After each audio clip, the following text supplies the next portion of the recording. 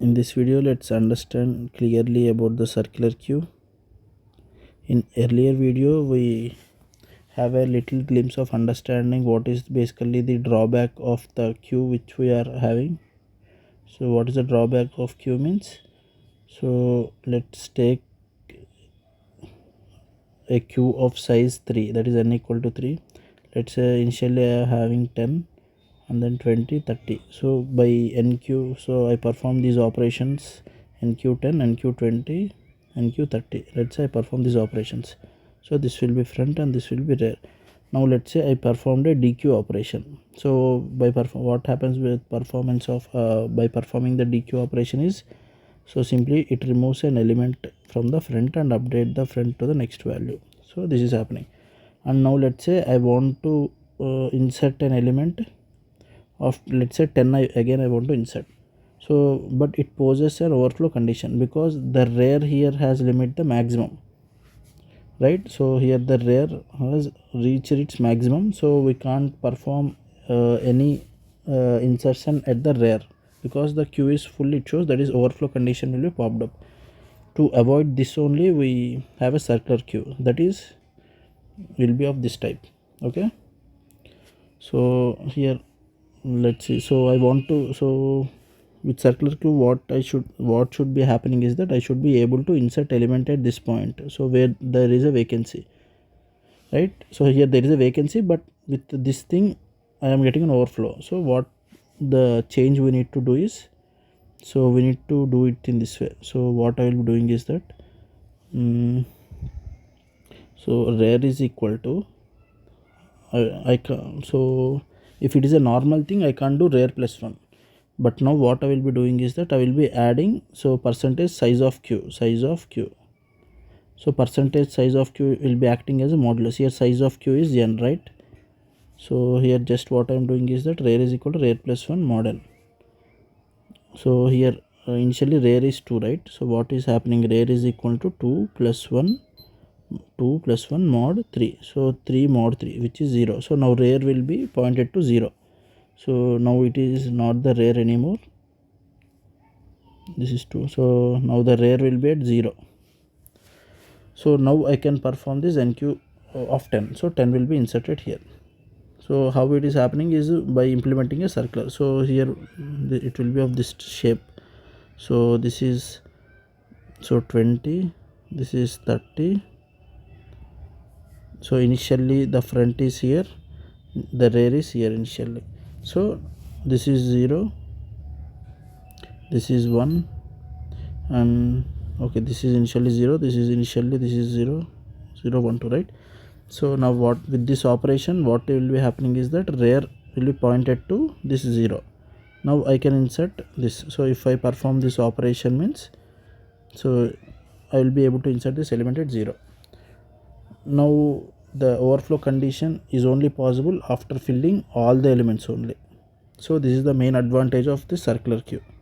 Let's see the algorithm or implementation of the circular queue. So let's see it, algorithm to insert element in circular queue. So here circular queue insertion means we can insert element only from the rear. So this is the fundamental principle of queue, that is FIFO. So we'll see the algorithm. So let's say we'll be writing like nq, because for insertion we'll be using nq. So int x, so x is the element that I want to insert, right? So here I will be writing begin if, so this is the condition for overflow condition, if front is equal to rear plus 1. So simply, so normal, for the normal queue also what we will be doing to check overflow, so front is equal to rear plus 1 means we will be putting it as a overflow condition. Here also it is same, but we are just adding percentile n. If it is so, then we need to printf like overflow condition. And this is one thing. This is the whole thing is one loop, right? So with for this is for the begin for this. So begin, if it is so, then I will be printing this. And else if, else if, so if there are no elements present, so this is the condition if the stack the queue is full, and if there are no elements in the queue, then we will be following this condition. Else if let's say front is equal to -1 and rear is also obviously pointing to the -1. If it is the situation, then what I will be doing is that, so that is there are no elements present in the queue, so there are 0 elements initially. Both front and rear are pointing to -1. Then what I can do is I will be creating a I will be assigning the front and the rear to the 0 index of queue array. So what I will be doing is that simply front is equal to 0 and rear is equal to 0 I will be doing, and then I will be inserting element the data element into the 0th index. So q of rear is equal to x, and so this is one loop. And the third loop is if it is the case is neither this or this. So now what we'll be doing is, so begin, so here what we'll be doing is simply incrementing the rear, because we are doing it from the insertion from the rear, right? So rear is equal to rear plus 1. So see, this is the normal queue. As this is the circular queue, we just simply add the model, and then I will be inserting the element q at q of rear. The new element will be inserted n.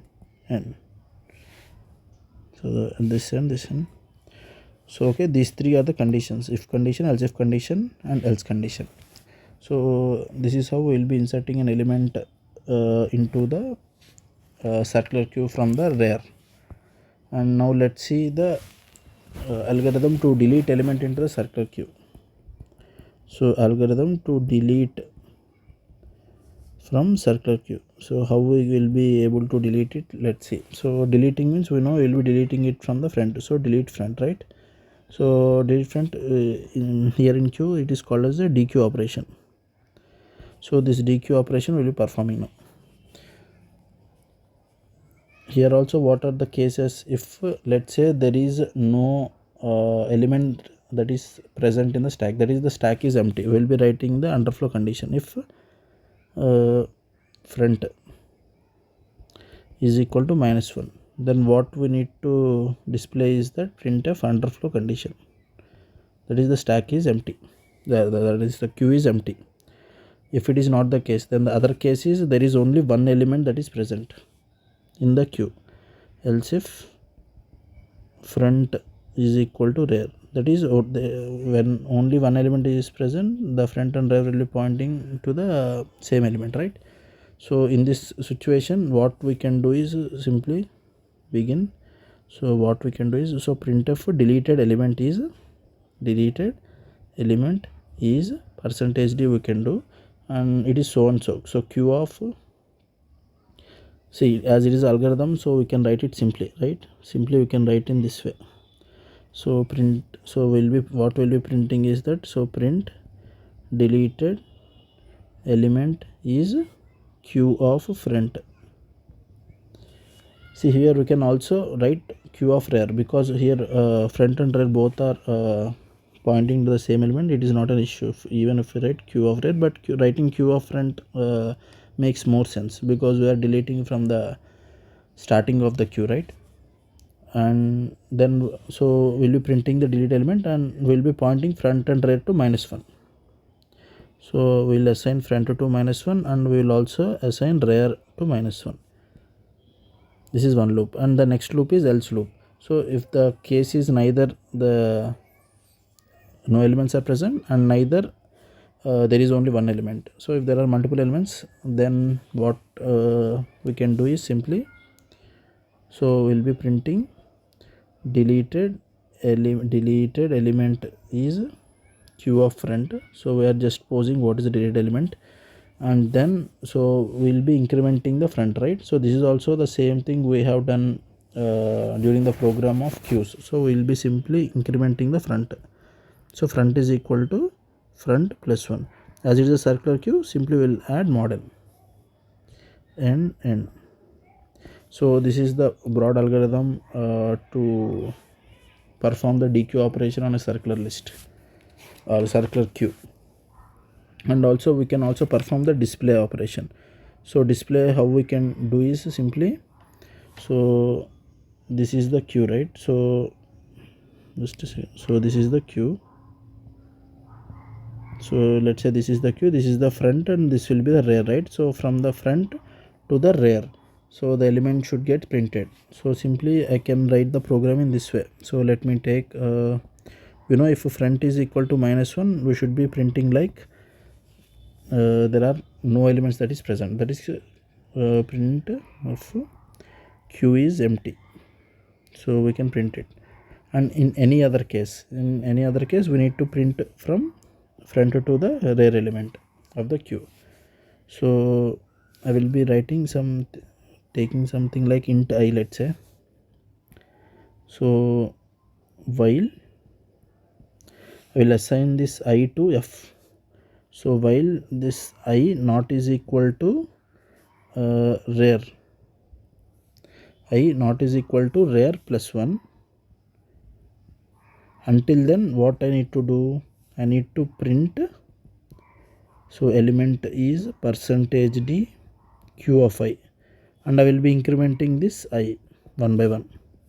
So this is what I can do. So this is a circular queue. Simply instead of I plus 1 we will be writing this thing, I is equal to I plus 1 mod n. Okay, simply we will be writing this. Instead of writing this whole while loop, we can simply do it with a simple for loop. So for I will be initializing the int I is equal to, I will be initially assigning it to the, so initialization of int is done, and so data type is done, and also initializing I to the front. Then what I will be doing is the condition I not is, this condition I will be writing I not is equal to rear plus 1, and I will be writing now the increment condition, that is I is equal to I plus 1, I is equal to I plus 1 mod n. So this condition I have written. So and in this we can simply write printf element. So this same thing we can write, element is %d, so q of I. So with simple for loop also we can write this instead of while loop. And also another operation which we can perform here also is simply this peek or the front operation. So what it basically does is to display or return the front value, return the front element in queue. So for this we simply use this function, peek function. So what we have saw is nq, dq, we saw peek, we saw display. So these are the major fundamental operations that can be performed on the queue anytime. So we saw these functions operations on both queue and circular queue. So this peek you just try to implement on your own. And so we saw what is queue, what is circular queue, and we also next class will be looking at what is the dq. dq is nothing but double-ended queue. So this is broadly about the circular queue in this class. We'll meet in the next class.